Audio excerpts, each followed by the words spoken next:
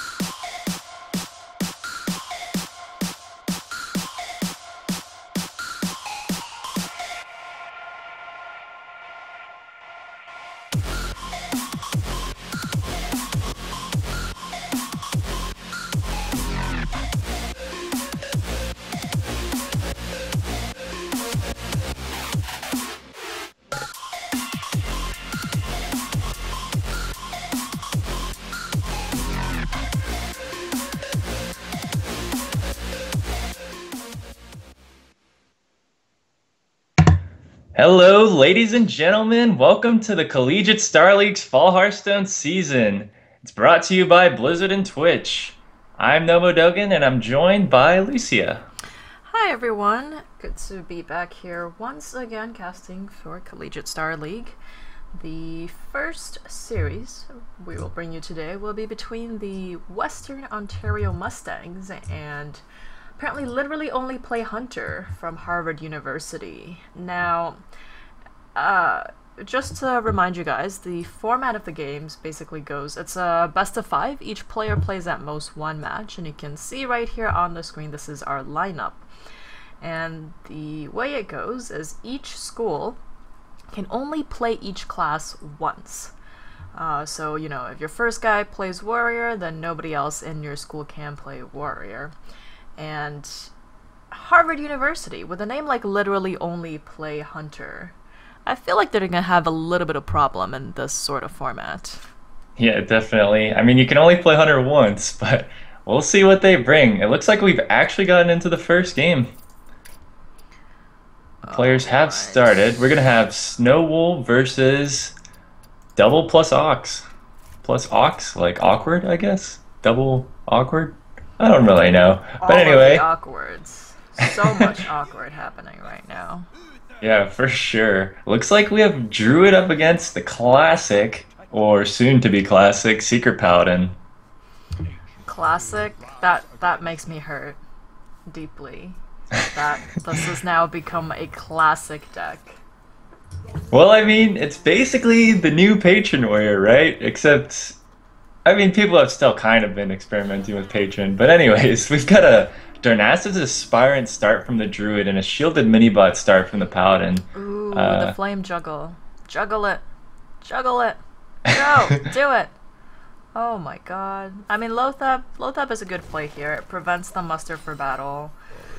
And you know, it uses the mana efficiently, but come on, man. Yeah, I mean, he could have gone for the Juggler there. I like the Lothab here as well, even though you don't have a great follow-up for it next turn. You just get this big board presence, and hopefully you draw... Whoa! Okay, it makes a lot more sense to me now. We see a Leopardome from Snow Wolf, so he's playing more of the aggressive style Druid that we've seen become more popular over the last couple of weeks. Do it. Juggle it. I wouldn't mind seeing the Juggler here either. I mean, you can effectively use all of your mana by playing the Flame Juggler and the Leopardome. Yeah. If he doesn't want to take a chance, he can Hero Power away that shield, which is what he's going to do. So, no Juggles, wanting to play it perfectly safe, get rid of that mini-bot, and there it goes. Leopardome comes out as well, as expected.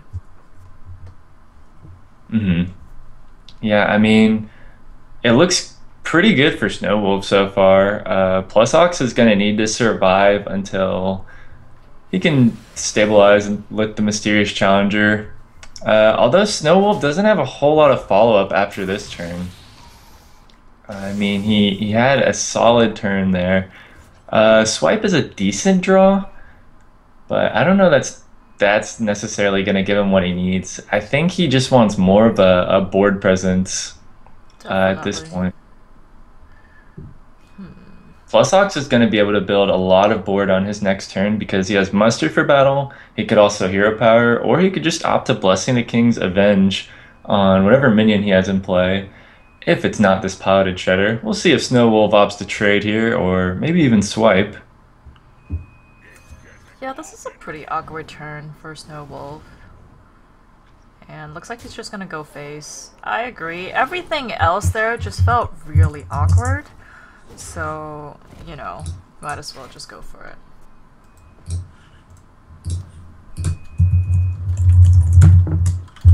Yep, I think that was fine. I mean, he didn't play it the few turns before that. He's got to get some more board presence for sure. It uses all of his mana pretty well, and even though he can't deal with the Shredder, he doesn't have a whole lot of options at this point. Looks like Plus Ox is hovering over the Blessing of Kings here. I think this is a fine play. Making a big monster against Druid, if they don't have a big game hunter, is super powerful. And since it's an aggro Druid, I mean, you've seen the Leopardome. It's probably an aggro Druid, right? So they usually don't play Big Game Hunter in that kind of deck. You usually see Big Game Hunter in more of the mid-range / ramp Druid sort of decks. The problem here, though, was I think I would rather like the muster just because you have the mysterious challenger coming in the next turn. Having that competitive spirit, you know, you can play muster competitive now. There is the chance that swipe happens. The issue here, though, is that he can't really race, and, you know, trading with your 8-2 shredder, that's good and all. I don't know, it just feels all rather awkward. It does for sure. But Plusox realizes he's on a pretty fast clock here. And forcing the trade would have actually been pretty good for him, I think. Especially into a piloted shredder. Mysterious Challenger comes down, but there's still a substantial life difference between these two players. If Snowwolf can possibly find his second innervate on this next turn, he could just Actually, find I lethal think, damage. oh, if he goes face, this is lethal, right? That's 8 on board plus the swipe, so he can just savage, put his face in to pop the Noble Sacrifice, and then he'll have enough damage. Yeah, good call.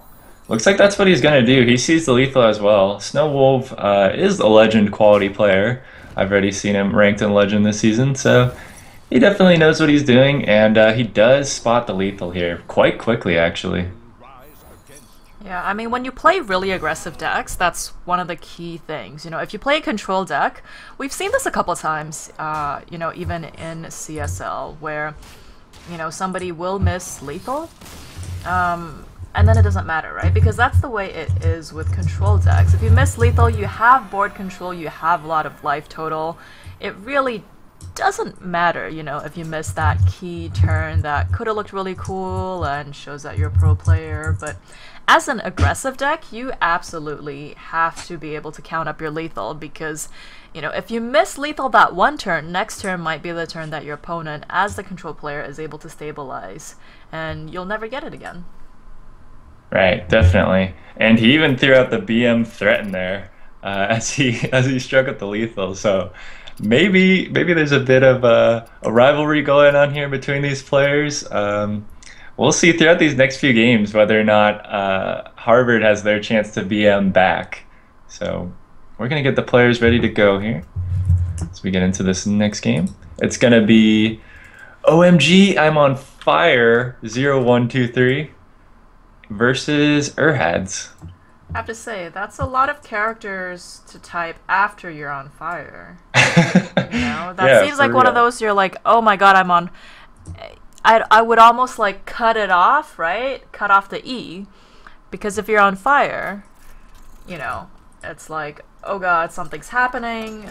But then after saying, oh my god, I'm on fire, and being able to type out 0123, that's like, come on, man. Like, you're fine. You're definitely not on fire. Yeah, I mean that would definitely be pretty difficult. Wow. Looks like we got Hunter versus Hunter. I mean, if this guy's on fire, like you said, he doesn't have much time to do much of anything, so he just whips out the Hunter deck. He wants to play this game real quick That before he turns freezing to trap ashes. shouldn't be there. Obviously, that should be an explosive. You're right, you got me there. Wow. Aggressive start here from Erhads. He's got a Leopardome, another Leopardome, a quick shot, and an Eaglehorn bow. I'm surprised at this coin juggler. I mean, you do want to go for the 2-2-3, but I'm on Fire is playing a mid-range deck, which, as we've discussed, doesn't really fit the style of his name, rather unfortunately. And with that, you know, he can trade the Leopardome in very easily, so I don't know how I feel about this. Yeah, I mean, you don't really want to fall behind at the start, and wow, an aggressive face attack from Erhads. You don't really want to fall behind in damage, like I was gonna say. It's definitely a race here, and your only other option is to play Freezing Trap. So I think coining out the Knife Juggler is okay, just to make sure you don't fall super far behind in tempo.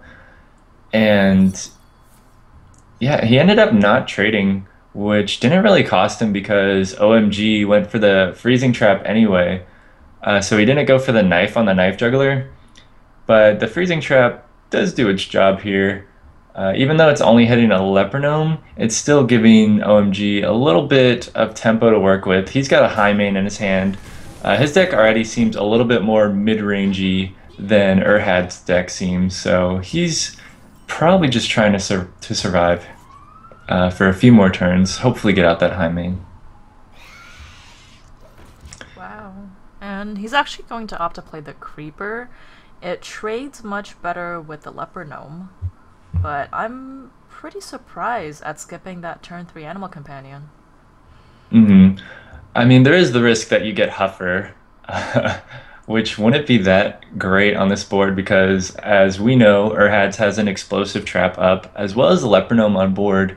That 33% is definitely something to respect on it being Huffer. Of course, if it's Misha or Leok, you're happy, but if you do get Huffer, that would be a really sad spot to be in. Whereas the Haunted Creeper is solid versus the Leper Gnome. Erhad's probably doesn't want to trade into it, and he most likely will not suspect the second Knife Juggler from OMG. OMG doesn't have something to play with the Knife Juggler, unfortunately. Like a second Haunted Creeper or something, but... Seeing that his opponent is playing a more aggressive hunter, you expect it to be Explosive Trap, which right now he'll find out. And will the second... Ooh, that's pretty brutal for OMG. The second knife not hitting, leaving this other Leper Gnome on board. That's going to add up to 2 more damage, which in these matchups can definitely mean the difference between winning and losing the game. Yeah, very unfortunate there, and it also allows Erhad's to trade into his Leper Gnome into the knife. So yeah, so he has a few more options this turn, as well as he has to kill the knife here. Unleash is just ridiculous next turn if he doesn't do that. So I agree. Trading with the Knife Juggler is very strong. Erhad's is also way ahead in the race already. Not trading with the Knife Juggler there is pretty greedy in my opinion, where you don't really need to be greedy. You just want to secure the win, secure the damage on face, hopefully kill him off over the next couple of turns. So we can see OMG has quite a few good turns coming up. The high main into Dr. Boom. But, you know, I'm quite worried here. Oh wow, he's gonna leave the explosive up. Yeah, I agree with this play. I mean, you know, if your opponent plays something with 1 health, you can kill it off and then trigger the explosive next turn. The only way, you know, this doesn't work out is your opponent actually kills all your guys, but don't really see that happening. But man, OMG is just so far behind at this point. He needs to play the Animal Companion. That's the only way he can survive this, right? Well, yeah, he needs a Misha, for sure. But actually, knowing that Erhad's has the quick shot in hand, there's yeah, that's. We know it's lethal this turn. Maybe if OMG had some kind of heal or something in his deck, which is basically never played in a hunter deck. When you're the aggressor, you don't want to be healing yourself up. You just want to be dealing more damage to your opponents. But unfortunately, he runs into a really difficult matchup here. Face Hunter versus midrange is very heavily favored for the Face Hunter, and Erhad's will take it home. Will take this game for his team.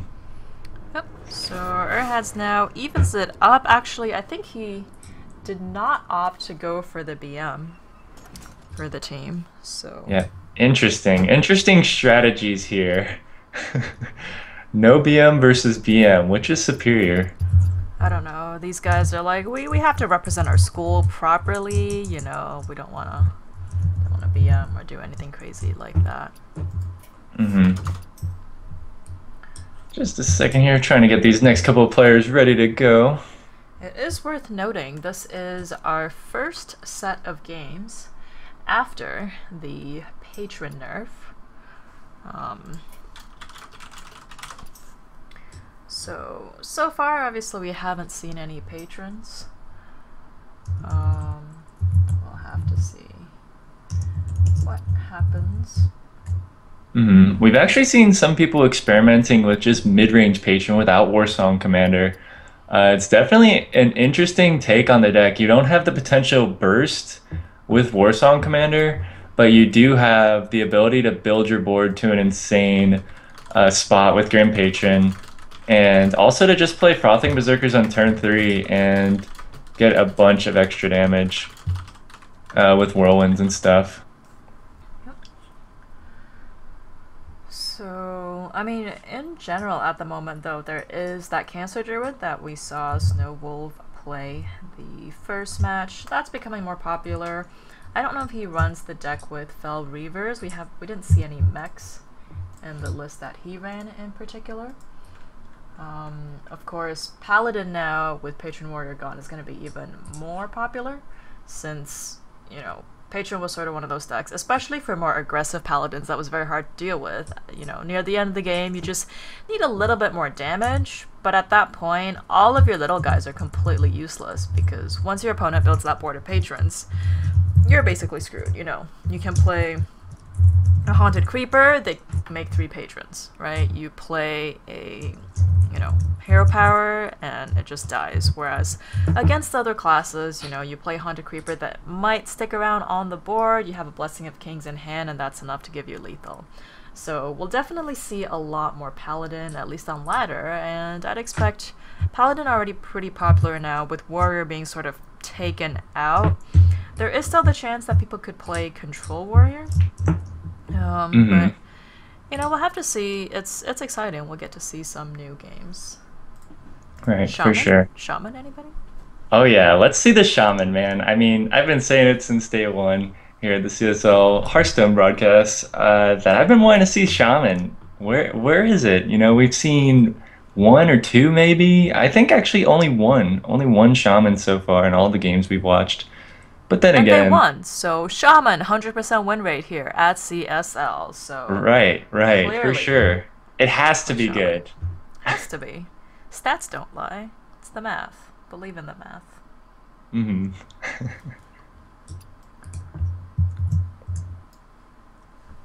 But yeah, I definitely hope to see some more Shaman. Maybe it'll keep its 100% win rate, maybe not.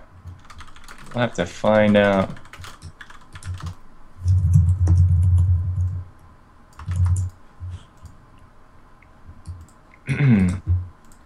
We are still just trying to get the players set up here.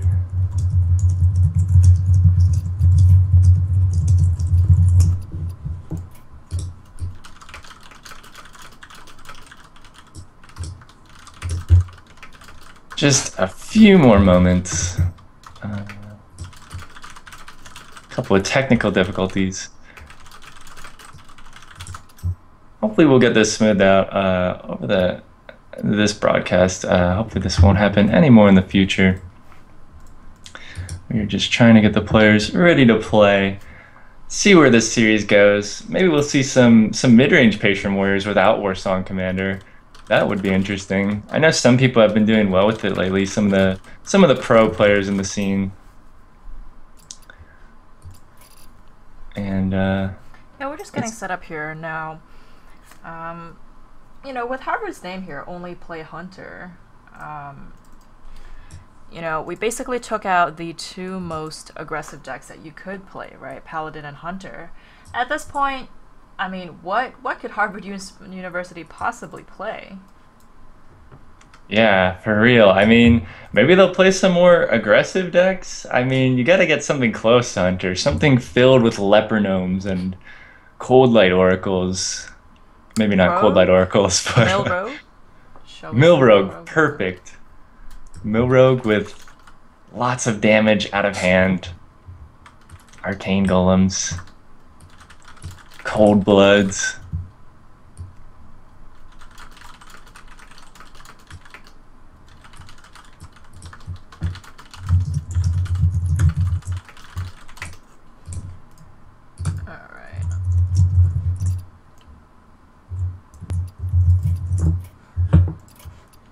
All right, looks like we are ready to go.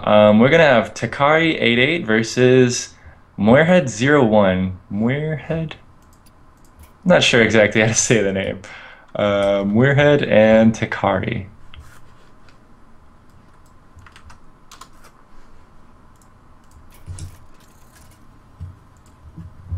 Let's see what classes these players have brought.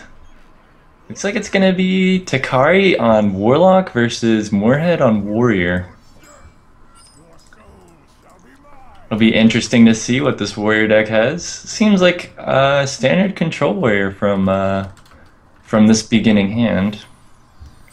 He's got an Unstable Ghoul though, which is an interesting card to put in the list. Maybe he feels it's necessary to add. Oh, is he playing a variation of Patron? He could be, Oh, but then dear. again, when Unstable Ghoul first came out, it was very, very popular in Control Warrior lists just because it interacts so well with Armorsmith, Acolyte of Pain. Oh, looks like you're right. He is playing Oh no. a Come variant on, of guys. Patron. Or, okay, I'm hoping he's at least playing a variant of Patron and not just forgetting that the patch happened. Or maybe, you know, he turned on his Hearthstone like last night and just let it run and was like, okay guys, like, if I don't update my client, this is still gonna work, right? Right? Yeah, who knows? I mean, I'm not sure.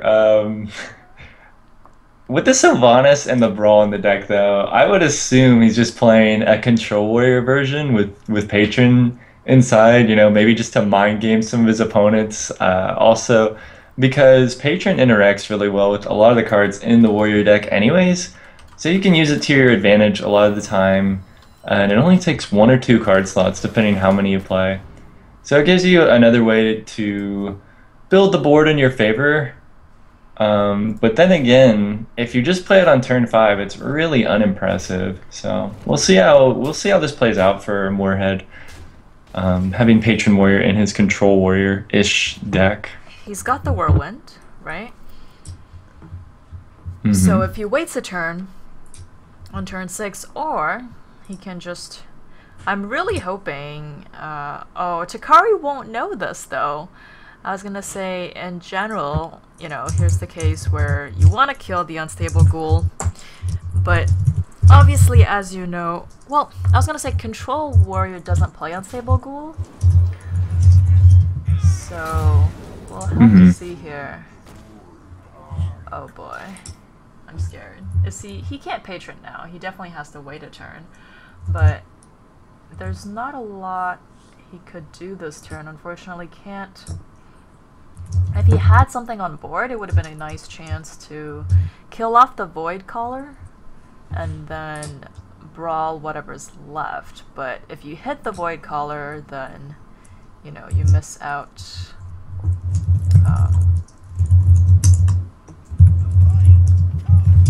Ooh, the patrons. They're happening. Yeah, well, I mean... Oh my god. Here we go. This is the beginning.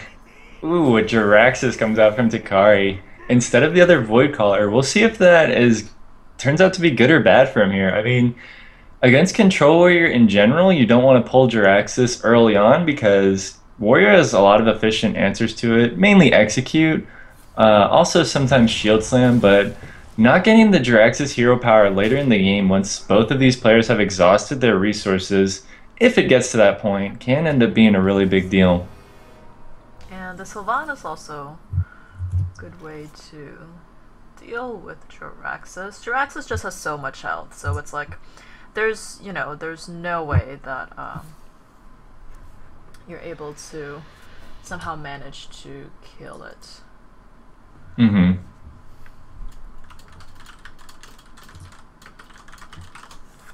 Looks like Takari's thinking about playing the Ancient Watcher here. I mean, after tapping, you're only left with 4 mana, so it does put him in an awkward position because if he plays this other Void Caller, he doesn't have another demon in hand that it'll be able to summon, so if his bluff is called by playing that Void Caller, he could end up in a lot of trouble here and not have that tempo later on, so he decides to just float the 4 mana. Such an awkward turn against the Sylvanas as well. That's another thing deterring him from playing another minion from hand. You do not want to give the warrior value off of his Sylvanas. And wow, Battle Rage, Slam, another Whirlwind. Okay, seriously, what is going on with this? This is this is the new mid-range patron. I think a lot of people are trying out. I'm not sure I like the execute here, just because there's no way you can kill off your own I guess you could Shadow Flame it, but you know, it's very hard for the Warlock to really kill it off, and to Shadow Flame it just for Sylvanas and Acolyte. And now instead, you know, he has a much more efficient way of killing off everything. I honestly don't know how to feel about this deck. It's interesting. I don't want to write it off just yet, you know, like a lot of players are going to be bringing some new and interesting warrior decks because, you know, Warsong did just get nerfed. People won't know what to expect exactly. I mean, if you're Takari here, what are you thinking? Like, wait, this guy just played a Grim Patron, an Unstable Ghoul, a Sylvanas, a Piloted Shredder. Like, what is this deck? You know, like, at this point, if I'm Takari, I'm wondering, you know, like, is he playing, you know, the Frothings? Is he playing Grom? Like, what does his list look like? Could he have Grom in his hand right now? Could I die this next turn? You know, there's lots of scary thoughts. For sure, I would definitely expect to see a Grom in his in Mirhead's deck. Frothings, probably not. If you can't get the charge on them, I don't think it's really worth it to run, unless you get it out early. Yeah, way back in the day, people used to play Frothings and Control Warriors just a turn 3 play, but in the modern days of Hearthstone, we've got a few more good cards that we've added to that deck and ended up taking them out. Value, though. Oh yeah, this is going to be really solid for him. Muirhead's just sitting here saying, who's the handlock now, man? You know, I've got more cards in my hand than you do. Like, I don't care about your Warlock hero power. I've got Battle Rages. We do actually see the Frothing Berserker there, which I like because as a 2/4 for 3, it's not the worst, and you have a lot of potential combos to just make it kill your opponent in one turn, even without charge. You know, if you're playing this deck out casually and your opponent doesn't realize what kind of burst you have access to, maybe they won't kill it. You know, people are like, nobody plays Patron anymore. It's just a Frothing Berserker. I don't need to kill that. And then Muirhead's got all of this burst he can pull out. He's even got Inner Rage, Whirlwind. He's got all kinds of stuff that he can use to buff this Frothing Berserker. So I think it'll probably catch a lot of people by surprise, at least for the first few weeks while people are playing this deck, because I think some other people are playing similar things, but Muirhead's version is definitely interesting. I don't know that I've seen anything like it yet, so credits to him for that. We'll see if it pulls through for him here. Yeah, I don't see this kind of deck working, though. Like, it's a little too mix and match at this point, you know? It's like he wants... It's like, okay, he took out the War Songs and put in 2 Piloted Shredders, and then I guess somewhere in there took out some other cards. Like, he's also got Brawl and Sylvanas. Yeah. I mean, this is a good board for him at the moment, though. This could be promising. Yeah, as a handlock player, usually you would expect to have some AoE here. He's hoping to find it off Mortal Coil, because right now he doesn't have it. Yeah, I mean, we already saw the, what was it? Hellfire? Yeah, we saw the Hellfire and the Shadow Flame go down, so Takari has likely just one more. Either one Hellfire or a Shadow Flame, and 12 cards in his deck, so I'd say it's pretty unlikely for him to find it.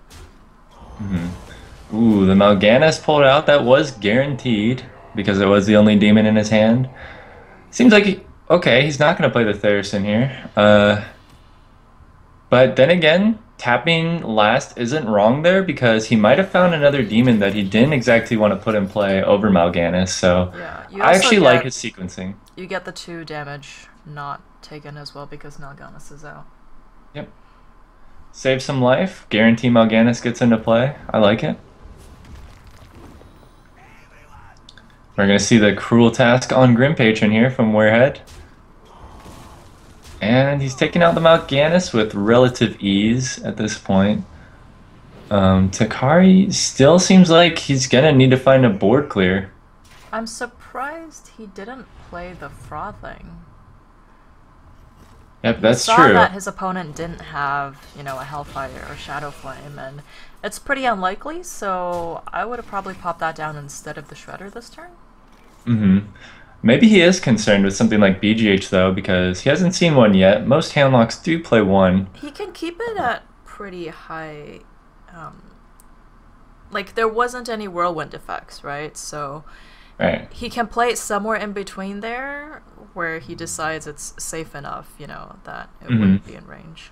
That's true. He could have had it at 5, 6 attack. 4 attack would be fine. But I guess at this point he feels as though he's already in a good spot, and he just wants the stickier board with the piloted shredder. Maybe he is scared of Ancient Watcher, Shadow Flame, number 2. I don't know, some kind of combo. It doesn't even have to be Ancient Watcher. It could be a lot of different minions for that to work. So I would not play the Owl here over. It just means more good cards, like the Defender and Thorson, get thrown out. So. And now the Mountain Giant's pretty much never going to be played, but Takari is on the ropes here. He didn't have a whole lot of options to be able to deal with this, and if he's expecting some extra burst, like Grommash, he's definitely going to be concerned. But not sure how he could have played around it. But I really hope he. Okay, good. yeah, it is going to be lethal here.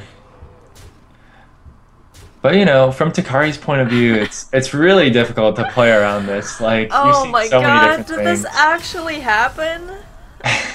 Did this actually just happen? A new age patron deck here by Muirhead, taking out the handlock coming out from Takari. Right. Now, Oh, what an this would be the 2x plus awkward. This game. This is the one for that. I mean, we did see Patron lose a lot in its other form, its original monstrous form. We did see it lose a lot. I think we saw it win once, but now we see, this interesting take on it by Moorhead win in a pretty dominant fashion there. Yeah, it's pretty surprising, especially with Patron versus Handlock, especially with the new Demon Handlock, which we did see is what was being ran by Takari.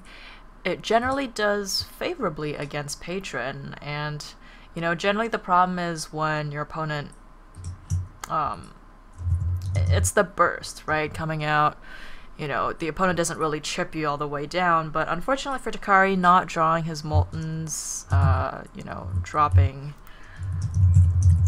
just a lot of things happening, and it not really working out for him, unfortunately. So, I guess that is an interesting way for Patron to make its new appearance here. Yeah, Patron is here, and he's saying, we're not done yet. It's not over yet, people. Just because Warsong Commander got nerfed, we are still getting in here, apparently. And I think this isn't the last we're going to see of this. I think we're going to see a lot of people experimenting with more new age versions of Patron that do not play Warsong Commander. I mean, some people are going to at least try it, right? You've put so much effort into learning Patron, into playing it well, and people just can't let go. I mean, time will tell. Either they were the geniuses who just had to tweak Patron to get it to work again, or, there were those people who just couldn't let Patron go. They just had, it's like Mean Girls, right? It's like, stop trying to make Patron happen now. It's not gonna happen. Yeah, I mean, that's true, but maybe it will happen, and maybe the era of Patron isn't over yet.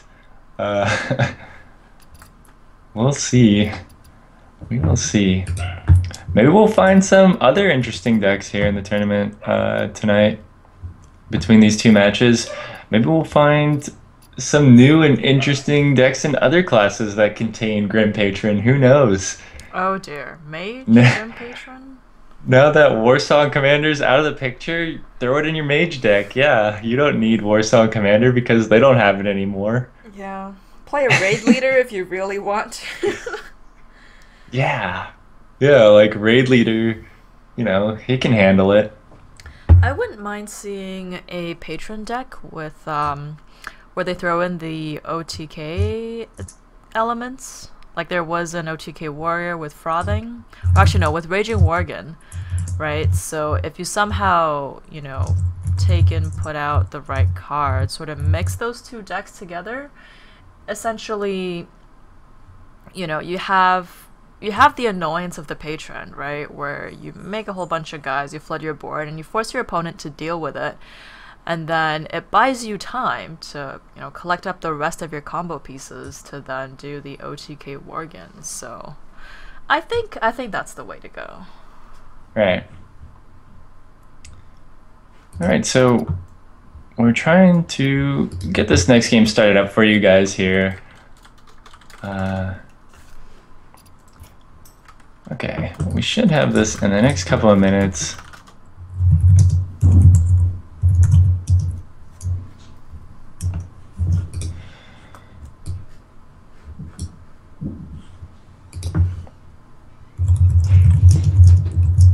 Apparently a player is switching computers. Hopefully he'll get his Hearthstone loaded up soon. Apologize about the delay, everybody. We do try to get things running smoothly, but sometimes there are some technical difficulties that come up, and they need to be dealt with on the spot.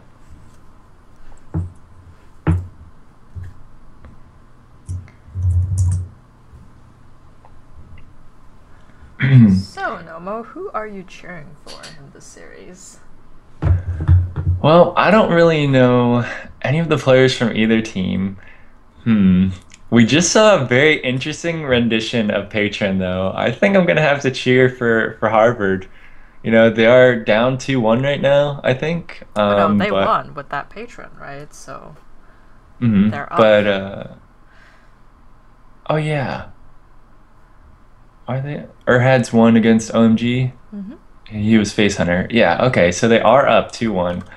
But I'm still sticking with it. I mean, I like the interesting decks, especially that different version of Patron / Control Warrior, whatever that was. I'd like to see the full deck list for that at some point, just to see what else is in there. What else is going on in that interesting list. Yeah, because for a patron deck, it's generally so full. There's very few spaces, right, that you can sort of that you can put cards into. So I think probably one of the things he removed was the shield block or shield slam slot. That's one that he doesn't necessarily have to play. It helps sort of keep you alive until you combo, but if you don't have that, that's something that can happen. Probably, I don't think he ran a second Brawl. We did see the Sylvanas. Dread Corsair gets run in a bunch of decks, so probably just taking the old Grom Dread Corsair list and taking out the War Songs, taking out... I guess that list didn't have shield block. There's so little space in a patron deck, like, I agree with you. It's just hard to imagine how he could have... Oh dear. Everything okay there, Nomo? Yeah. Just dropped the cup. It's all good. Sounded like it wasn't glass, though, so it's okay. No, it wasn't. But it looks like we did get into the game here. We are going to have another mirror match tonight. We've got Hat on Mage versus Crims on Mage. I think it's Crims. Yep, Crims on Mage. It looks like his name is Crims, but in-game it's Crimion, as in Crimson without the S. So that's interesting. Like Crims, you expect it, especially with Harvard, right, to be Crimson. And then decided to opt not to go for the S in his name. I guess so. I was just chuckling here because we see both players throw out a Mana Worm. And Hat said well played to Crim's Mana Worm, so I guess he approves. He had his Approves of own, the and mana worm. he chooses not to Frostbolt Crim's Mana Worm here. It's an interesting decision. I mean, you do know that usually you play more threatening things in this deck, such as a Sorcerer's Apprentice, which is going to allow him to combo here with the Mirror Image for 0 and take out one of Hat's Mirror Images. Pretty strong play there from Crim's. It is what seems like a complete mirror match with both players being on Tempo Mage. Both of them probably have Flame Wakers and Secrets and things like that. So a lot of this game is going to be decided early on, I think. The early plays and decisions that the players make are going to snowball throughout the rest of the game, and whoever gets more tempo in the early game is going to have a big advantage later in the game, I think. Yeah, the card draw is also pretty important at this point for the players. As you can see here for Crimson, he's sort of running out of things to do in the middle here. He has that unstable portal next turn, but then, you know, he needs to find something to do until he gets to turn 6 when he can coin out Dr. Boom. Yeah. Thankfully picks up the Scientist though, so he'll be okay this turn. Yep, Unstable Portal and a Scientist looks solid here, unless he picks up something better. Set Spear's not too bad. 3/3 for 2, basically, that also buff your Mana Worm is definitely acceptable at this point in the game, I would say. He is going to opt to trade Mana Worms, I think. Looks pretty good to me. Plus a Mad Scientist and a Set Spear. Or he's going to... Okay, I think this is fine as well. You know, maybe your opponent's playing some... Ooh, that's a great card for Hat. Yep, it is pretty good. Unfortunately, he doesn't actually have a way to capitalize on this. And... opts to play the Arcane Intellect over the minions that he has in hand, which is well, he's interesting. afraid that it's Mirror Entity, right? Which, you know, I can see that being the thing. I would have played the Unstable Portal, though. You know it's not Counterspell. And if you get something bad out of it, then at least you can play that out. And then, you know, your opponent... you've dealt with the Mirror Entity. Yeah. Yeah, definitely. Unstable Portal looked good there. It was somewhat unlikely that he killed the 3/3 with 4 damage Arcane Missiles, although he could have traded him Blood Mage, so there was actually a decent chance. I believe it was actually pretty close to like 60%, but, you know, I'm not a human calculator. I could be a little off there, but something like that. And yeah, it didn't work out for him there. So Unstable Portaling, I think, would have been a more surefire play that had more consistent results. So looks like he is going to opt for the Flame Waker Flame Cannon. Well, he knows it's oh, never mind. It's a duplicate. I was going to say he knows it's probably Effigy, but turns out it's a duplicate. Yeah, duplicating a minion with spell damage, I would say is fine for Crims here, because he's got a Frostbolt and a Fireball. But then again, is this better than coining out a Dr. Boom? I don't think so. Crims also doesn't think so. He's coining out the Dr. Boom, and looking good here. Dr. Boom actually pretty much is a counter to a Flame Waker. Because oh my goodness. Look at that. Wow. I didn't even have time to finish my sentence. I mean, yeah, if that happens every time. If that happens every time you play a Dr. Boom against a Flame Waker, I mean, I could definitely see that being a hard counter. Gets the perfect RNG there with the 4 damage on the Flame Waker and the 4 damage to face. I'm sure Crims is definitely happy about that. As Dr. Boom also survived and put 7 damage on Hat's face, which is a lot of damage. And especially when you have Soot Spewers, Frostbolts, Fireballs, to follow this up, an Archmage Antonidas, Crims has got to feel good with where he's at right now this game. Yeah, I mean, Crims, he has more cards in his hand. He's got more damage done to his opponent. And, I mean, the board's pretty much equal at this point. If he flame cannons, then he has a better board as well. So, don't really see a way from Crimson to really screw up this game unless that Unstable Portal... I don't even know what that Unstable Portal would have to come up with for, for Hat to be able to come back into this game. I think it's actually lethal damage here, so... Okay, so turns out, the Unstable Portal. It could have been Deathwing, turn 9, Deathwing, Yeah, 7 but mana. it still But then again, doesn't- that doesn't save you from the burn. Would have needed Yeah, I don't even know. There probably wasn't much. So Crims is gonna take that game. And this is the first time we've seen a 3-1 in the league. We've had 2 games that went 3-2 and 2 games that went 3-0. So another first. That's the exciting part, right? About starting the first time. This is our first Hearthstone season for Collegiate Star League, so we get to go through and give you all these fun facts. Like, first time, Oh, I guess Mirhead also ruining, I don't remember who it was last time around, but I was going to say the guy going down as the only guy to ever win a patron game. Oh yeah, that's true. On CSL. Turns out this is not the case. Mirhead will be joining him and completely In the Hall of Fame. shattering. Well, once there's 2 of them, right, then it's like, oh, hi, this no longer becomes a prestigious thing anymore. So Well, who knows? Maybe it'll end up falling off.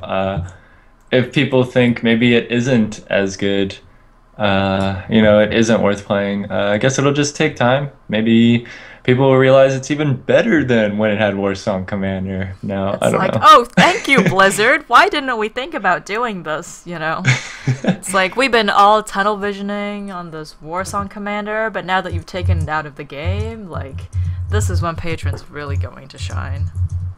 But, since this is Collegiate Star League, it's not professional players, I would definitely expect to see more Patron decks. Just because, players, like, yes, they want their team to win, but it's also a good chance to just show off some cool things, and playing another Patron deck, that's definitely something interesting to see. Yeah, for sure. So Interesting game so far. Yeah, we're gonna take a quick break, and when we are back, the next series for tonight, which will be Cal State University Northridge versus University of California Los Angeles. So this has been a theme going on as well. Our second series of the night always being an interstate rivalry, and our first games, just 2 schools from separate states. So quick break. When we're back, CSUN versus UCLA.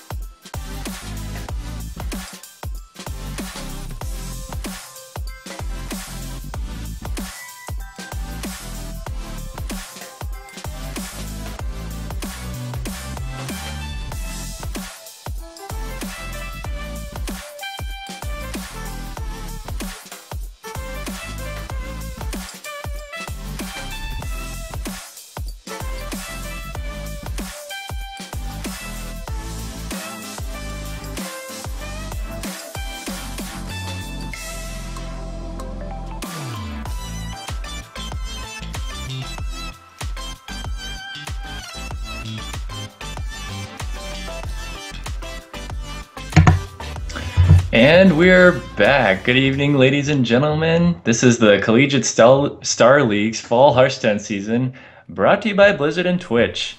I'm Nemo Duggan, and I'm still here with Lucia. And Say we're that gonna like be casting. you're so disappointed. I'm always just trying to make sure I say Lucia right because I still remember the first time I met Lucia, I said Lucia, and then I said that a bunch more, and then she finally told me that wasn't the right way to say it. So I try to make sure I say it right every time. But anyways, welcome back, everybody. We're going to get into these next couple of games very shortly. We've got California State University, Northridge versus University of California, located in Los Angeles. This should be another interesting match. We'll see what happens between these two schools. Yeah, both these schools, I think, have 50 different subsidiaries in California. I'm sure Cal State University probably has 50 other locations, and University of California, I know there's LA, Berkeley, San Diego. There's just a whole lot of them. Mm-hmm. So, like I said, we have the interstate rivalries. I guess a staple now in our second round of matches. Mm-hmm. Yep, and these players should be getting into the game very shortly. We'll see if anyone else brings some more interesting patron lists. I know I'm excited to see it. I mean, it's been months since I've said I'm excited to see patron, but we'll see what these guys have to offer tonight. Looks like they are in game now. Let's see what they've got. Yeah, that's something you don't hear very often anymore. I'm excited to see a patron game. Mm-hmm. Looks like it's not going to be this time unless we've got a patron mage deck. I'm telling you, that's the next patron. It's got to be, right? I mean, what other class can use it? What other class can deal 1 damage to your own creatures? Yeah, Koldara Drake plus Maiden of the Lake, and then just start pinging all your patrons. Got it. Oh yeah, easy. I mean, what is that, like turn 12? Sure. That's definitely gonna happen. Thorson, you just need something to, 2 mirror images out there to protect Thorson, and then you're good to go. Mm-hmm. Alright, looks like we've got Jujutron on Mage and Exaltacom on Hunter. Seems like this could be an Inspire Mage, as we see Nexus Champion Sarad enter Jujutron's hand there, versus a Face Hunter from Exaltacom. I suppose it could be hybrid, but so far looking pretty face. Mm-hmm. Yeah, and maybe it's not a direct Inspire Mage from Jujutron. It could also just be more of a Tempo Mage who has Nexus Champion Sarad for the extra reach. Yeah, I think people like Nexus, it's like Spellslinger and Nexus. It's all this is fun. Let's throw some of those in there kind of thing. Yeah, I mean, you have a lot of cards that work well with your own spells, right? You have Sorcerer's Apprentice, Flame Waker, and Mana Worm. And all of those just benefit from you playing spells. Your opponent gets a spell as well off of a Spell Slinger, but even a card like that can definitely net you some tempo and give you a lot of value. Looks like it will be a mirror entity here. And Jujutron is thinking of playing the mirror image. If he plays Arcane Intellect, it is a bit too slow, and Mirror Image will at least let him kill off one of the spiders, and just give him a little bit of cushioning, so to speak. Mm-hmm.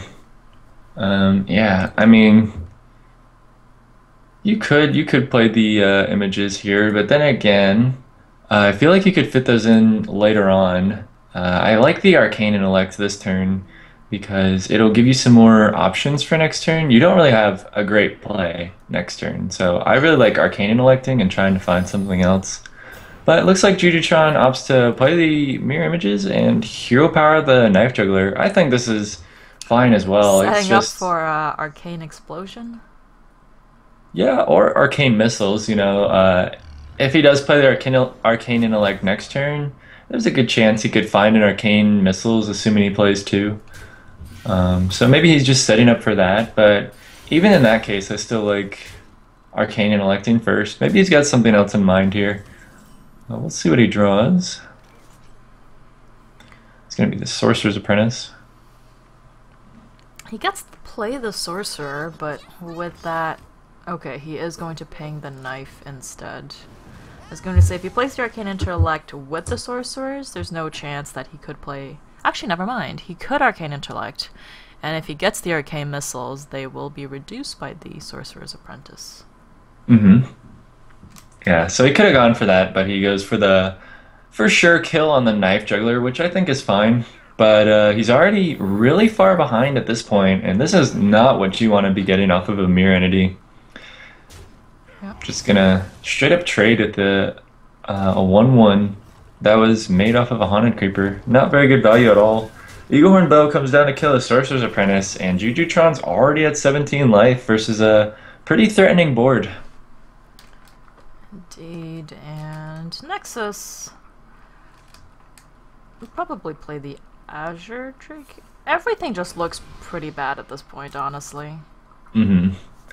Wow, even more clunky cards added to Jujutron's hand. This is not the order that he wants to draw his deck in. I assume he's got some cheaper cards in there somewhere, but yeah, this is looking pretty grim right now. He's gonna need to survive till Flame Strike for step one of clearing the board, and then after that, he's gonna have taken so much damage that he's gonna need something to heal up, or maybe something like an Ice Block if he has that in his deck.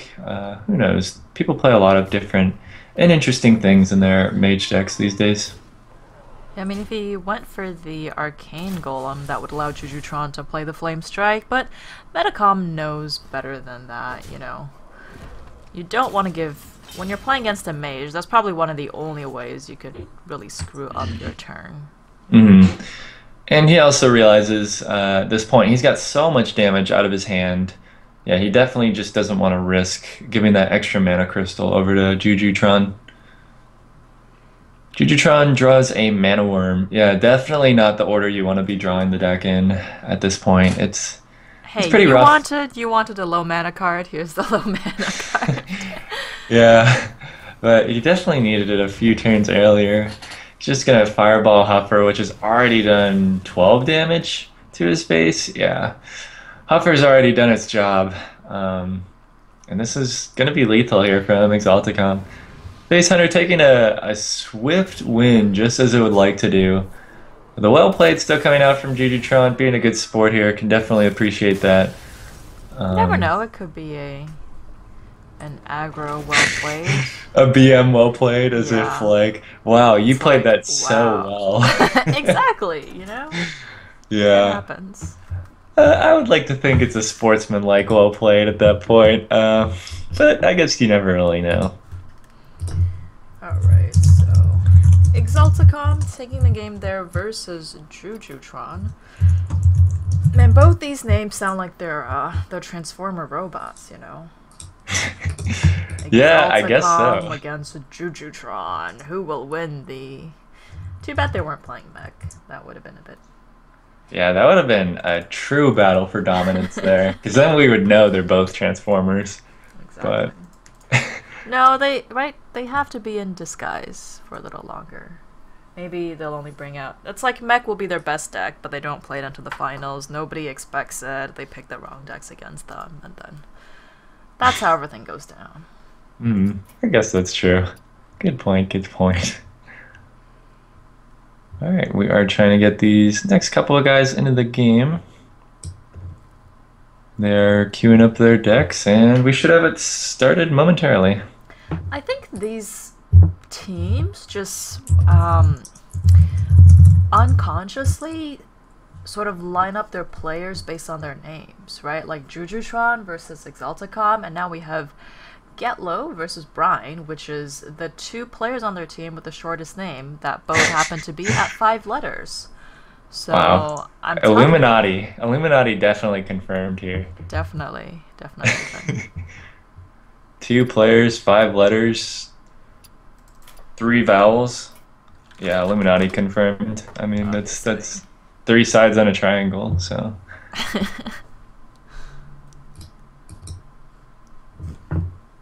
All right. Let's see what classes these guys have brought to the table. It's gonna be Get Low on Priest versus Brian on Warrior. I wonder what kind of warrior this is gonna be. I see an Inner Rage, I see a Dread Corsair. Oh no, come on. What does it mean? There's no Warsong Commander anymore, right? That card doesn't exist. It exists, But I mean, does it really? but oh dear. We might see the second showing of Patron Warrior, the first night of the CSL that we thought Patron would never return. I mean, Here we thought, maybe this is the last we'll see of Patron. Maybe we can just thank Blizzard for now, giving us a renewed interest in Patron, as opposed to not seeing Patron, right? Because now tonight we're both like, it'd be interesting to see another Patron. I'm curious what kind of Patron deck this is. So secretly, all Blizzard has done is basically, make everyone interested in Patron again. hmm yeah, I mean, that has to be right. I don't know. It's like everyone's like, ah, man, Patron's been here forever, with such an OP deck. So now it's like, no, let's change Patron up a bit. That'll And make everyone happy. maybe right before Worlds, they'll like reintroduce Starving Buzzard as a as a 1/2 for 2 instead of a 2/1, and then they'll be like, "Hey guys, remember this card?" No, I don't know. Probably not. But we do see Brian decide to armor up on turn 2 instead of playing the Fiery War Axe, which he did hover over for a little bit. Since he did draw the Dread Corsair, he's probably considering whether or not he would want to play it next turn for a discounted cost. But he ended up not doing that, just going with the armor up, playing more conservatively against a Priest, which he knows he will probably have a lot of time against. Yeah, he can War Axe this and use one of the Inner Rages to kill off the Dark Cultist, but actually, again, just armoring up. He can kill it off next turn with a Death Spite, but at this point, it's going to be 2 Dark Cultists coming out, and he doesn't have an Execute to deal with the second one. Yeah, it's always a scary thing when... Oh man, though, the 2 Inner Rages and Patron next turn? Oh. Yep, we're gonna relive the good old days. Oh my god. I mean, a week ago were the good old days, but here we are. I know, right? Patron isn't dead. But yeah, it's always a scary thing when there's one Dark Cultist and another minion, let alone when there's a Dark Cultist and another Dark Cultist, because one of them is getting buffed. Right? Yeah, I mean, if they just keep chaining minions as well, you'll never be able to kill them all, but Getlow decides not to play his Wormrest Agent. He does not have a dragon in hand, so... Yeah, Getlow actually had a really terrible draw. He didn't get any 1 or 2 mana creatures to play, no dragons in hand either, so the Blackwing Corruptor is just kind of hanging out. The Wormrest Agent hanging out, Oh boy, the double Inner Rage. Wonder if Getlow has anything to say about this, whether we're gonna see some emotes. Oh no. Oh my god. We all thought the nightmare was over, but here we are. Oh, he's not gonna play the Dread Corsair with it. Okay. That's not too bad. Doesn't want to overcommit. Right. I definitely agree with that. He also wants to leave some room to grow, per se. If a lot of these patrons do survive, you would like to have some extra board space if you decide because to play the Holy Nova would take out 3 of those would take out the Dread Corsair as well, because he would have to have the Whirlwind from the Deathbite hit it, and then he would just be left with 3/3/1 patrons, which is not very scary. So yeah, the Dread Corsair definitely not what you want. He does have the Light Bomb next turn, but no Holy Nova this turn. So pretty scary. He can kill off 2 of the full health patrons, but still leaves a 3-2 and a 3-3 on board. Oh wait, Actually, wow, he goes sorry, for the yeah. Shadow Word Death. I thought he had a pain, but it is a death, so... Yeah. Yeah, that's an interesting play. I mean, he does have the Light Bomb, but he wants to mitigate some of the damage here. He also heals up his Dark Cultist and trades that in, which is definitely the right call, I think. Shadow Word Death, it does look a little bit weird, but with the rest of his hand, and figuring that he's playing against, a Patron Warrior, there aren't many other targets to hit besides something like Emperor Tharison, so I think the Shadow Word Death is fine when his hand is so awkward like that. Brown does opt to play the Fiery War Axe and kill off the Dark Cultist and put a little bit of damage on face. We'll see if he decides whether or not to play the Dread Corsair. Opts not to. I think it's good sticking with his his initial line of play, which is to not play the Dread Corsair. He would have been punished right here with the Light Bomb. Playing the Acolyte of Pain definitely pays off, though, because he gets an extra draw and it gets to stay in play. And Get Low already... Well, actually, he's at 16 health, and Brian's at 19, so actually not a bad position for him to be in. He will have Dr. Boom next turn if he opts to go for that. Or if he gets a Dragon, a Worm Rest, and Blackwing, potentially. Everything looks pretty good for Get Low, I think, at this point. It looked a little scary for a while there, since there was a full board of patrons, but once that Light Bomb came out, looks like he's pretty okay. Yeah. I mean, Brian doesn't have a whole lot of follow-up pressure here. He does have a few draws, though. One for his turn, one off of this Acolyte. Whirlwind is probably not what he wants to see right now. I would definitely like to see one Dread Corsair come down here. Maybe both. He's already seen one Light Bomb. Holy Nova doesn't kill him. So, yeah. Playing both, especially when your opponent is getting low. No pun intended.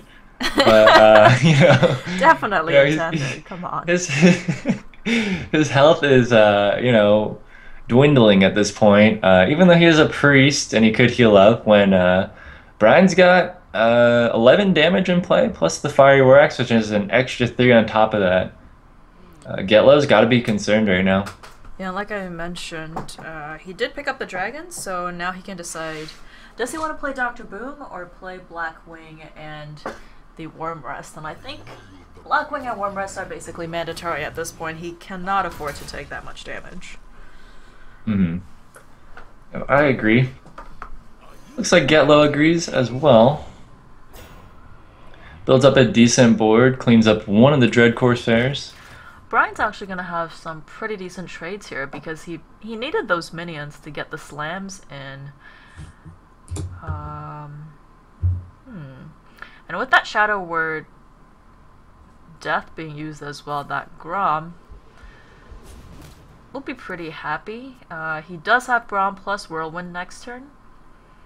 So, let's see here. He can trade... Yeah, I'll probably just slam. Just get your card draws in. Yeah, and I definitely like his choice to save the Grom here. It's 10 guaranteed damage along with this Whirlwind, so I don't think there's enough of a reason to risk losing your Grom. Just be patient with it. Hopefully kill off Getlow next turn and push him down to 8 health. Yeah, looks good. Yeah, that's the pretty much perfect amount of health there. If he just heals up, then it will give Brian the opportunity to Grom, Whirlwind, go for lethal, even with the heal up. And if he does something else, like Holy Nova, the Dread Corsair will stay up. And I think that'll be 1 off lethal, I believe. Yeah, well, I mean, at this point, looking at Getlow's hand, he's pretty much out of options. Is there any way he can draw off a Northshire Cleric? I don't see one. Yeah, you're right. There's not really...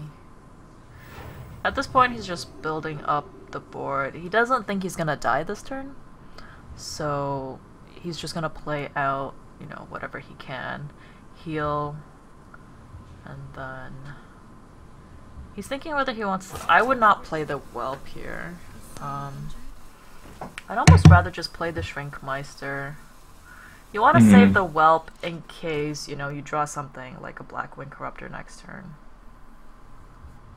Yeah, I mean, at this point, I think he just wanted to play those two because, you know, there's a chance one of them gets damaged. But as we know, Brian does have the Grom plus Whirlwind for lethal damage. So that's going to be the game going over to the Warrior player.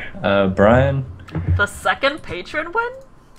Is this happening? 2-0 for patrons? Wow, I mean, it's definitely impressive, especially since it's the new age patron with no Warsong commanders, right? I wonder what he replaced him with. I guess time will tell as we see more of these patron lists, you know. Is this deck really dead, or is it almost as strong as it was before? We'll see. Well, it is kind of unfortunate to see here because in the first couple series that we had, the patron players drew very poorly. But here, their opponents drew poorly, like we saw for Getlow. He didn't have any 1 or 2 mana drops, he didn't have a dragon to activate things. So, it was a pretty sad situation for Getlow. Even with the name Getlow, not getting any low drops in the beginning of the game. I know, for real. Man, that guy, he's got to change his name. Just, I don't know. I wouldn't want to change it to anything like Get High, but, you know.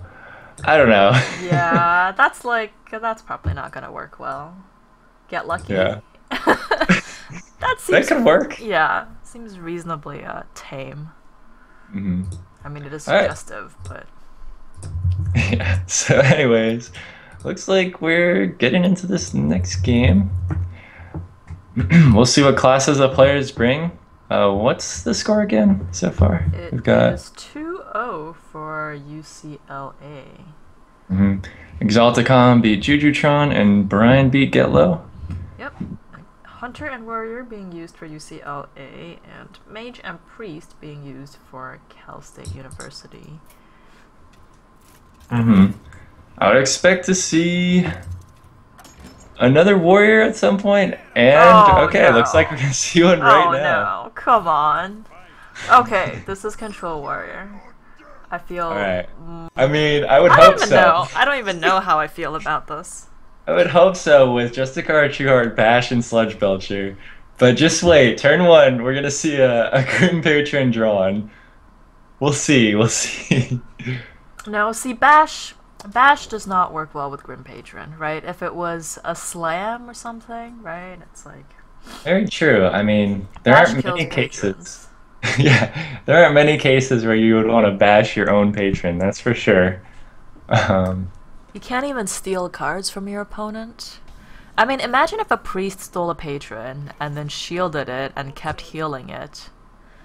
That's a nightmare right there. That's true.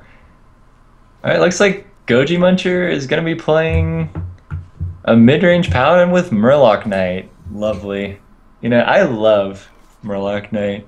It's like actually one of my favorite cards out of the new expansion because look at that guy. You wouldn't expect him to be as threatening as he is, but really as the game goes on, he can turn into a huge threat. Yep, absolutely. And kind of hits all the important things, right? He looks adorable. That's always important.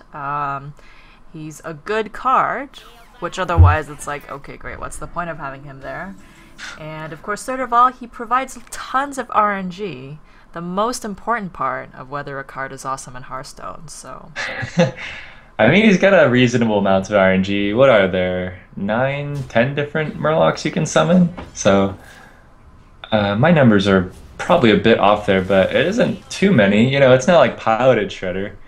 But, we do see a Bash come out here to kill off a shielded Minibot. Just keeping things on curve from Azarath. Not the most efficient use of Bash, but, you know, it fits on turn 3. Muster for Battle coming out from Goji Muncher. Definitely what you want to be doing as a Paladin against a Warrior. Warrior doesn't have a ton of efficient ways to deal with it. Even though they could play Whirlwind, they could play Death Spite. Death Spite takes an extra turn. and Whirlwind isn't as popular as it once was in Control Warrior decks these days. We have seen people play Revenge, Hmm. as opposed to Whirlwind. And oh, is he? Okay, that's interesting. I like this play from Azarath. He knows Goji Muncher still has the coin. The threat of Quartermaster is definitely there. So being safe and playing around it as a warrior player is usually what you want to do. You know, if you take the risk and they do have it, you're going to be taking a lot of unnecessary damage. It's like So, Patron. It's a bunch of 3/3s. exactly. You know, Patron was already in the game. It was just in disguise of Quartermaster and Silverhand recruits. Wow, he did draw the Quartermaster. If Azarath didn't kill off the 1/1s, he would have been punished for sure. So definitely paid off for him. Unfortunately, not much for Goji Muncher to do here. You don't play a naked Murloc Knight. No, definitely not against the Death Spite. I like the way Goji's playing this out. He knows he's got a lot of time against a control warrior because they don't apply a ton of pressure, and he can just sit back and make 1/1s and make the warrior deal with it, or not if the warrior so chooses. You know, how many 1/1s does it take for you to feel it's necessary to use this Death Spite? Yeah, it's hard to say, and we see that he has a Justicar as well. So at that point, you know, you're forcing the warrior to have a board of creatures to deal with you.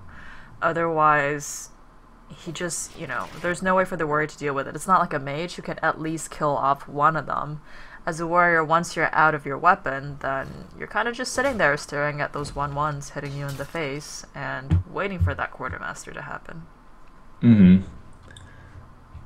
Yeah, I would like to see the Quartermaster here from Goji. You've got a lot of plays in the following turns.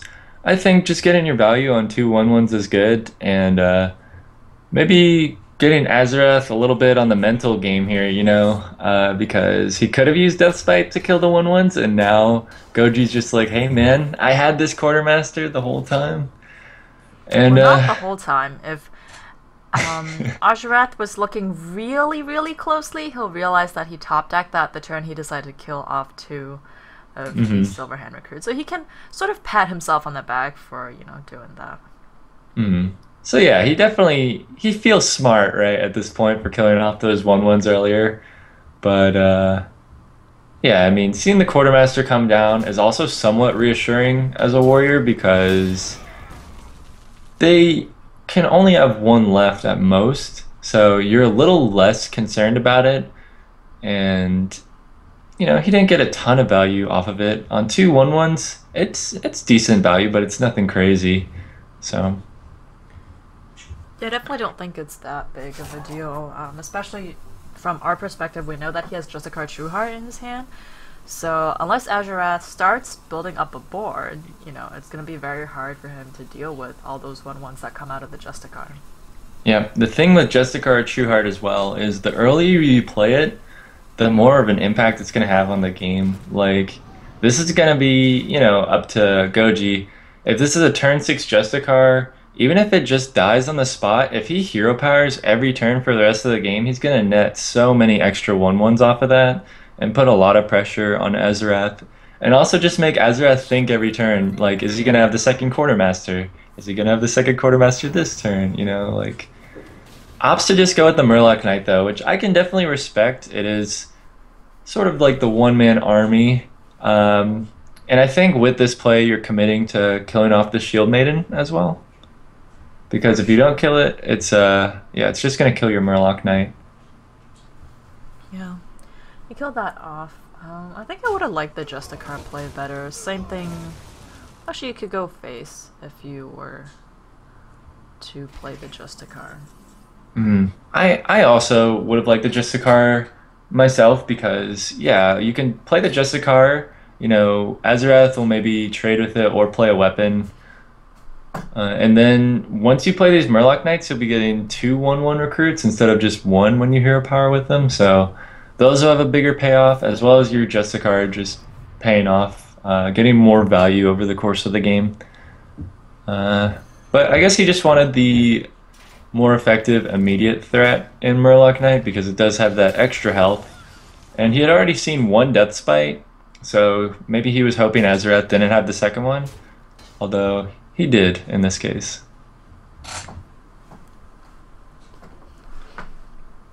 He does have the option to coin... Okay. He is going to coin Tyrion. Yeah, coin Tyrion feels pretty strong here. Because warriors rarely have great ways to deal with Tyrion. At best, they usually have Harrison Jones. Silence isn't played as much in warrior decks anymore. It was played a lot in the era of The Undertaker, but these days we haven't seen it nearly as often. Tyrion's definitely one of the targeted cards that you would want to hit with it, though. If there's any reason to include a Silence in Warrior right now, it would probably be Tyrion. Just because Paladins are pretty popular, and Warrior can deal with most other things pretty effectively. I mean, sure, there are other great targets, but Tyrion is a huge problem. I mean, he dealt with it pretty reasonably there, but Goji still gets his 5/3 Ashbringer. Dr. Boom is strong. He can't, doesn't have something like a Cruel Task to, you know, at that point I wonder, like, maybe you just Cruel Task, play the War Axe, and then get the Execute in. Would miss out on the Dr. Boom, though, so I think at this point, Azarath could probably be okay taking that 6 damage to the face. I agree. It's up to Goji here to decide what to do about this Dr. Boom. He doesn't have a way to deal with it immediately, but looks like he will take out a Boombot and play Justicar and make 1/1s. I like this play. I think getting the extra 1/1s out on the board, you know, makes it less likely that the Boombot hits the Justicar, of course, and the rest of his plays were kind of unimpressive. Even though Murloc Knight would have been decent, that is your last Murloc Knight, and it has to be in play for it to get value. But Justicar is permanent. That upgraded hero power is there for the rest of the game, unlike Murloc Knight, which is there only while it's in play. So, I do like the Justicar. Here he can War Axe one of the recruits and then throw the Boombot into the other. Whoa, this... If he's gonna do that, I would use Boom to hit, yeah, if he wants to play Ysera this turn. Yeah, I mean, you definitely want to get the Ysera in play here, I think, as early as possible. That's definitely not the way I think to go. Okay, in any case. Yeah, not what you want to see. I think you would have preferred, you know, killing the 1/1 or killing the Justicar. Like, killing the Justicar would have been amazing, but still, you get a decent Ysera here. Your Dr. Boom does die to this 1/1, but, yeah. Fortunately for Azarath, Goji does not have a clear answer to this Ysera. And I think once Azarath realizes that, he'll be pretty happy. I know I usually am really happy when I realize my opponent can't kill my Ysera. So, yep, opting to just play his 2 beefiest minions. One of them being the Lotheb, which will make spells cost effectively $1 billion this turn. He could still play the Nightmare, but without lethal, obviously. Not the best idea. Yeah. Let's say he could War Axe the Shredder, and then Ysera can trade with whatever comes out of it. You know, if I'm Azarath here, I like the Alexstrasza to face on Goji, because you've already seen he couldn't deal with the Ysera immediately, so there's a pretty good chance he doesn't have a quality, and you can put him to 11 with Grommash and a Nightmare in hand. And, you know, especially if you draw a Cruel Taskmaster, Grommash is going to do 17 burst damage with, you know, the Nightmare, the Cruel Task buff, and the Enrage. So, that is fair. The Equality Consecrate combo now in hand for Goji Muncher. Will Wow. he opt to go for it, though? yeah, that's a pretty huge draw, I would say. I mean, Equality off the top, when he didn't have it the last turn, it's almost like he made this sick bluff and didn't play the equality so that Azarath would Well, play the Azarath Extraza. will see that, you know, it's the last card in his hand, so hopefully Mhm. he's not going to go untilt because of that.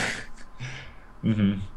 But yeah, definitely, I would say it's probably his best draw here, getting that equality. So maybe there's a better one in his deck that I don't know of, but really, really strong.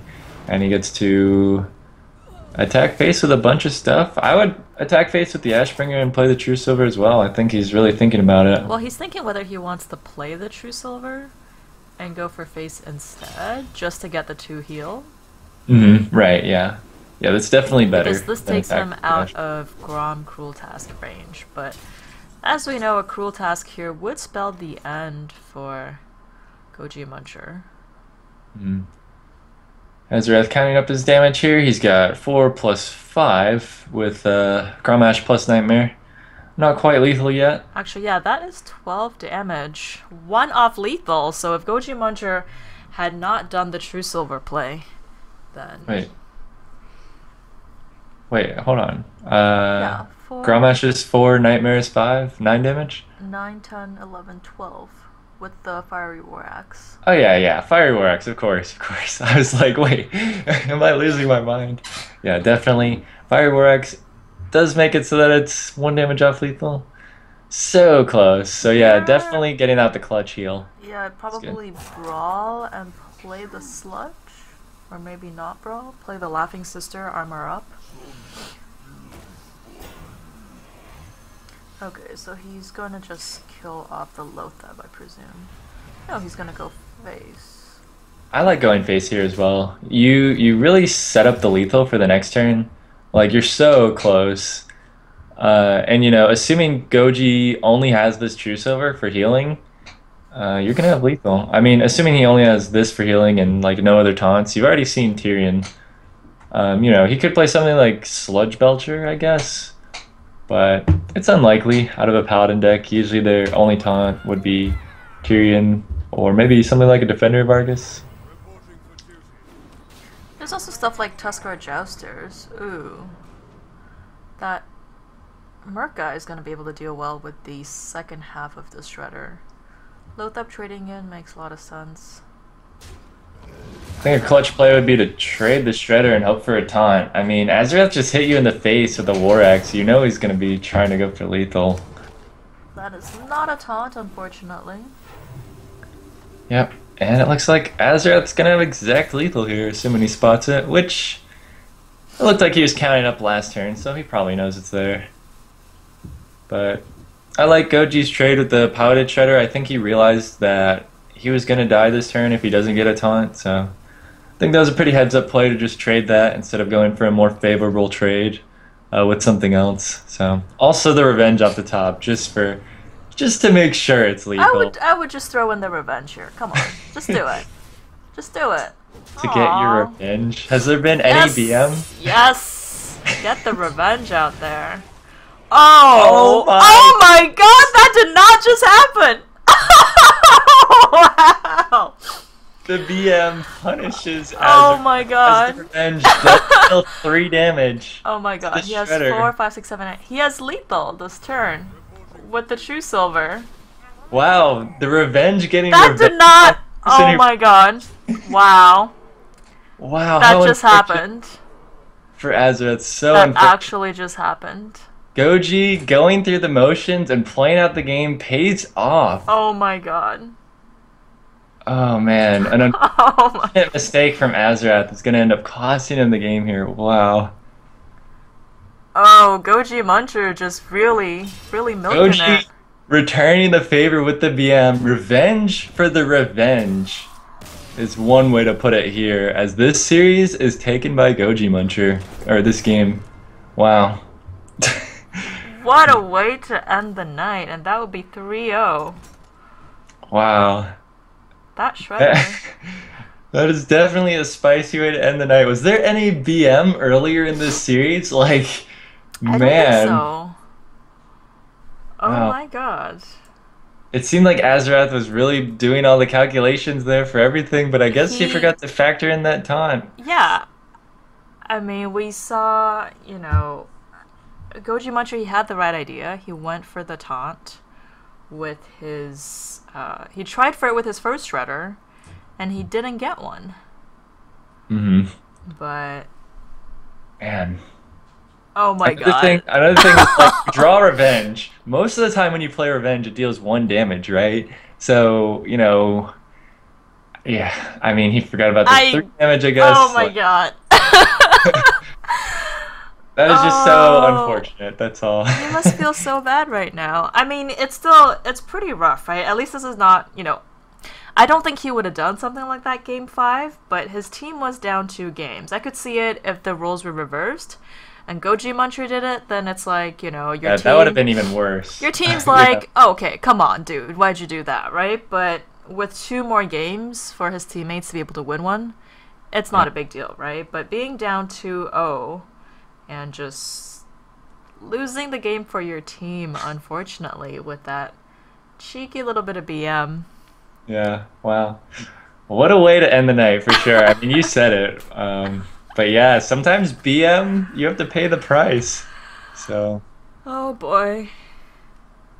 Be careful with your BM calculations, everybody. This is the lesson for the night, right?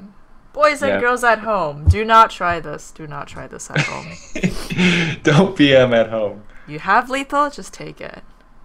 All right, well, we would like to thank everyone for watching tonight. We hope you enjoyed the games. I think the next broadcast is going to be tomorrow evening.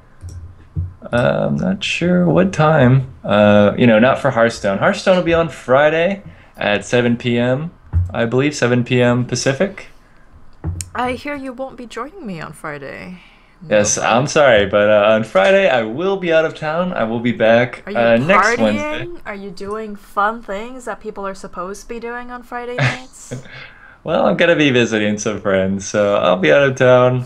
It was planned a while in advance, so sorry about that, everybody. But I will be back on Wednesday, like I said. So.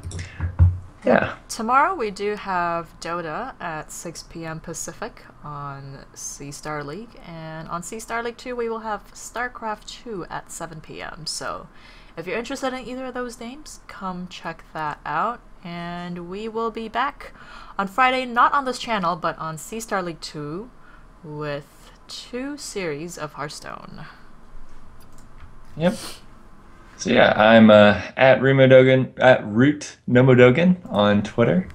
That should be linked in the chat, I guess, at some point. It's actually, you can see it in the splash screen that has been updated. So there is an at Lucia Fireball and at Root Nomodogan. So you can grab that easily. And obviously not going to post it on stream, you know. There's the 10-minute delay, so gotta make sure that we're not doing any spoilers in chat. Oh, yeah, I can't wait though. I can't wait for them to see it. That's gonna be soul crushing. Yeah. Oh, actually, you know what else? If he didn't attack with the War Axe, it would have been okay, because the Revenge would give him enough damage, right? Right. So that's true. If he didn't attack with the War Axe, did the Revenge thing, then he could use the War Axe to kill off the Robocub. And I think there would be nothing...